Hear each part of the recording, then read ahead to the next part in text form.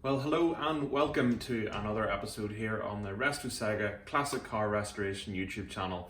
And as you can probably tell, we're back at the Toylander 1. I left you last time working on the tailgate, and I'm glad to report that that is now complete and fitted to the Toylander. I've even started with a little bit of the metal edging strip around the outside, which sort of is a facsimile of the galvanised strip on the full-size Land Rover, which is just out of shot. So what I'm going to do today is take you around, show you the tailgate, show you put some galvanised stripping on, and we're going to make up some templates for some more of the metal work as we're nearly finished the body work here on the Toylander 1. You may notice I still don't have a bonnet. That will be going on order soon enough, and then that will pretty much be the body complete. All very exciting, but I'm really looking forward to getting on with the metal work. So without further ado, let's show you what we're up to today.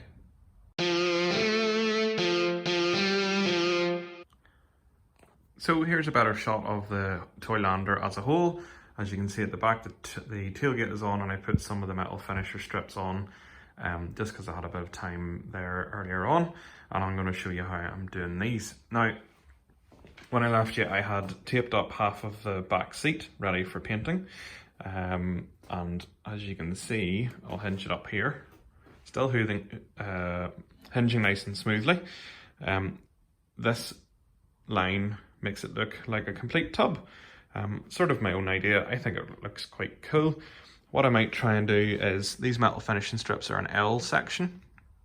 Even if I can just get a flat strip, and I might put it along here so that it looks like it's got a galvanized cap. Really going for a bit of detail on that, but I really think it looks quite cool actually. Really pleased with that little idea. So that's that. Hinges quite nicely. Had my son in it earlier, hence the sticks. Apparently this is where you store sticks. And he has finally clicked on that it's a Land Rover, so that's cool. Round here, as I said, bonnet still awaited. I said in the last video that these should definitely be cream. They shouldn't, they should be silver. So I bought 3 sets of hinges and managed to paint them all the wrong colours. Not my brightest moment. Round here, this is the tailgate. Now, when I first put it on, I was a wee bit annoyed. It doesn't look that good. It stood out like a sore thumb, but as time's gone on, I've sort of got used to it. Hinges quite nice and freely. Does need little catches on. And I've put the metal finisher on that. These are little aluminium L sections, just like the rest. This little angle here was tricky to do, but I'll show you how to do it, and I've just filed off the edges so Junior doesn't get his fingers cut. These are the hinges.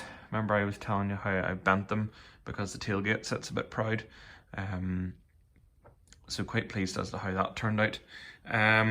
This screw hole here files on a screw in the inside, and this one here, if I screw a screw into it, the wood splits in here. Very, very annoying.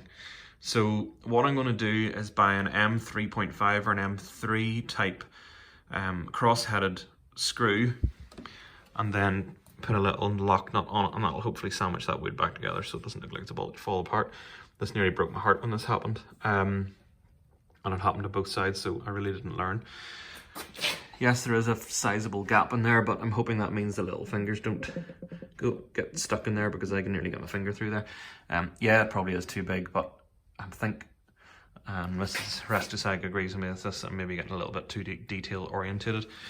I've ordered handles here, the grab handles for the back. I still need to work out how I'm going to block up the PTO hole here and the one on the front as well. Other work that I've done in the meantime, I've repainted this. For some reason it had gone all weird and fluffy and black. I don't know whether the lacquer didn't set properly or what, not too sure. I've also added these little grill holes. I've screwed those onto the back of the motor closing panel, although the motor closing panel itself's not quite mounted yet. I'll show you what Toylander themselves recommend. They recommend using these, which you would generally see sort of up on the fascia boards of a house. Nothing else in this is plastic, so why would I want 2 big horrible bits of plastic visible there and visible there? No thanks, Toylander. Yeah, I probably could have painted them, but they're still going to be plastic. So what I bought was little sections of this perforated stainless steel sheet, which I'm going to screw into the back of the panel and it's actually quite nice and rounded. They're not going to catch any fingers in that, and there's not going to be any fingers on the inside. So still got the 2 back ones on, still need to get the 2 front ones on. Yes, I've left those screws exposed because those have to be removable, and same with these in the back. Round the front, finally got the front crossmember piece on. I was really fed up with this. By the time I'd taken it off, taken it on again, filled it, sanded it, and done the whole thing, I was really getting a bit fed up. So quite pleased with how it looks. Although if you really look, you can see the cream under here, which is slightly annoying, so I might just brush that in with silver, depending on how detail oriented I'm deciding to be in this. This still needs blanked up, as I said, but the front end of it I think looks really good. Need to get the bonnet, and I'm sure you're all fed up hearing about it. So let's get some of these little strips made and templates for the body capping corners, and we'll go from there. So up on the wing of the full-size Land Rover, as demonstrated here, we have the aluminium angle iron. Well, it's not really angle iron, but it's not iron. Bought this off eBay. I think it was about £2 or £3 for 40 centimeters. So I bought a couple of lengths appropriate. Turned out if you bought an 80 centimeter length, it was significantly cheaper than buying 2 40 centimeters. So after I worked that out, it really cut the cost by about £6 or £7 for the whole lot. Happy days. So what I've been doing is marking, cutting, drilling, screwing, which is actually quite an involved process because you want this little 45-degree angle here to be nice and neat. And this whole length here is got this gap. And the reason being, that is not a 90-degree gap, it's actually 5 degrees. Because that's the angle at which the door gap goes, and this still has to be painted. Those screw heads, I understand, are not in line, but the aluminium's surprisingly hard to drill, and I lost my center punch, so I'm doing it freehand. So let's show you how to do that. So this is a little short length for the rear body side. Fitting it up flush to the edge of that. This is a cut edge from the supplier, which is obviously done by a machine, and it's lovely. So what I'm going to do is mark here and then cut it with a hacksaw, mainly so I have better control, and because I can't be bothered to get my angle grinder out, and get that on cut along here and then cut at a 45-degree angle. Might actually just do it in one go now that I'm thinking about it, but no, stick with what you know. I cut it at 90 and then cut it at 40 on the other side. So I'll cut it at 90 and then cut it at 45 and then do the same for this length. So once it's clamped up in my trusty Clark vise, just using a junior hacksaw because it's aluminium, it's really soft. You don't need an angle grinder to go through this. So cut this angle here. And then I'll put it back on and mark it with the set square there as a proper 45-degree angle, and we'll take it from there. Just while it's still clamped in the vise here, I'm going to use a file just to round off the edges. At the end of the day, my son is going to be playing with this. He's not very old and we don't want to leave any nasty sharp edges for him to catch his fingers on. So we'll just file off gently the edges. And yes, I'm doing this with my left hand, which I am right-handed, but even just to take the edge off, so that's the idea. So with the angle marked on, I've swiveled the vise around probably a 45-degree angle, just to let me be able to cut vertically down through this, and I'm able to cut a nice tidy angle. And there you go, that's roughly what we're looking for there. Now I just have to cut this piece to length, finished off with a 45-degree angle, and I'm not going to screw this one on until this one's done so I can make sure they come together quite nicely and meet. I'll probably leave a bit of excess material on this side so that I can file these two. So I'll catch up in a second once this one's cut and we'll get the whole lot put back on. So apologies for the central heating, but I think I had a bit of a video recording issue. As you can see, I've jumped ahead a little bit here. I have the side strip on all the way to the door and the door as well.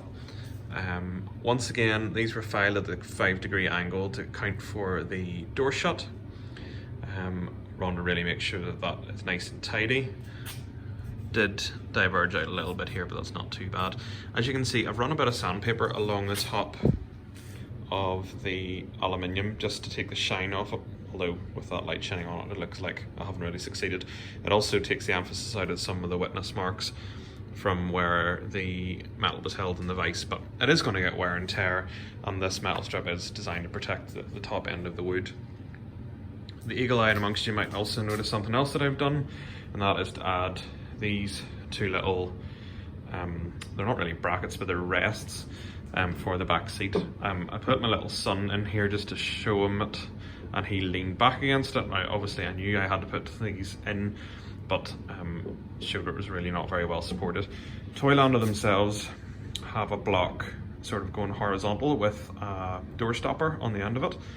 I didn't really like that design. I didn't think it was particularly strong, whereas these are nice and strong. So these two little bits of wood are actually 15mm, and they were bought in error when I should have been buying the 20mm. So I had these little offcuts, sanded them down and put 2 screws in them. They're really nice and strong, certainly not going anywhere, and that rests against it nice and strong.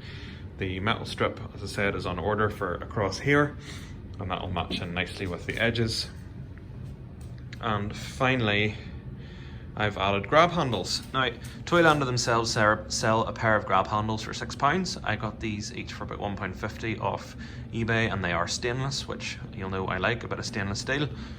So those are stainless, and they came with screws, which was nice.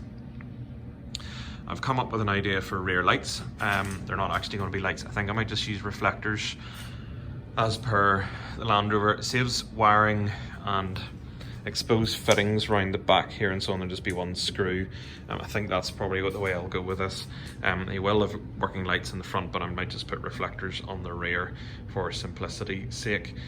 So once those are on and I have the aluminium cut for the corner panels and so on, and I am doing an aluminium. I've changed my mind since the start of this video where I was doing it with steel. I've ordered aluminium, I'm going to do it with that. That'll be the back end largely finished. Still have to put the mesh in the motor closing panel here at the front. That'll be done in the next video. Got a bonnet ordered, painted, and then I forgot about the windscreen actually. I'm so used to this piece of wood sitting here. I actually need to make the whole windscreen in perspex, so that'll be a video, at least one video in on of its own right, and I need to paint the door shuts. So definitely making progress. I know I'd said I'd make templates and so on in this video, but the video is running on a little bit, and I don't want to make them too long, otherwise I'll lose your attention. So a little bit more done in this video, mostly details. I'm really enjoying this bit, really making it look like a Land Rover, and once the body's done, we'll make some progress. So once again, thanks very much for watching this episode here on the Toylander build. This really has come quite the series, and it seems to be quite popular. Maybe not as popular as some of the other videos I make, especially on the full-size Land Rover, but there seems to be a fairly steady viewership of this. So once again, thanks for watching. Hit the subscribe button and you'll catch us again next week. I usually make videos in the Toylander once every fortnight or 3 weeks or so on, so by the time you join us again, we'll have made a little bit more progress, and I'll show you some how-tos as well. So see you again next week. Fire me a comment or reply to them all and give me a like. Cheerio!